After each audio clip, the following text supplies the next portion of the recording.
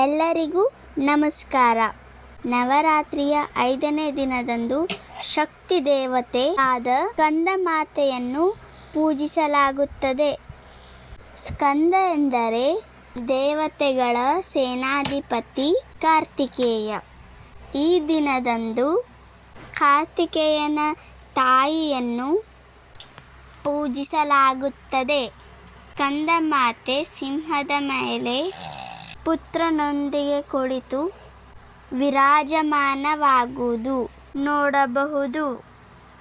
ವಿಜಯದ ಸಂಕೇತವಾಗಿ ಸ್ಕಂದಮಾತೆಯನ್ನು ಪೂಜಿಸಲಾಗುತ್ತದೆ.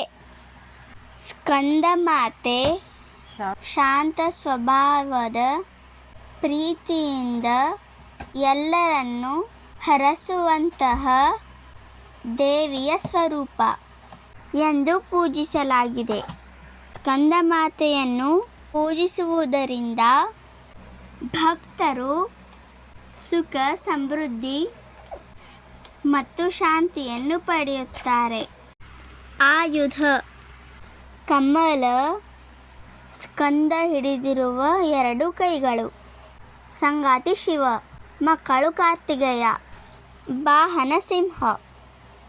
ಪ್ರಾರ್ಥನಾ ಮಂತ್ರ: ಯಾ ದೇವಿ ಸರ್ವಭೂತೇಷು ಮಾ ಸ್ಕಂದಮಾತಾ ಸಂಸ್ಥಿತಾ ನಮಸ್ತಸ್ಯೈ ನಮಸ್ತಸ್ಯೈ ನಮಸ್ತಸ್ಯೈ ನಮೋ ನಮಃ.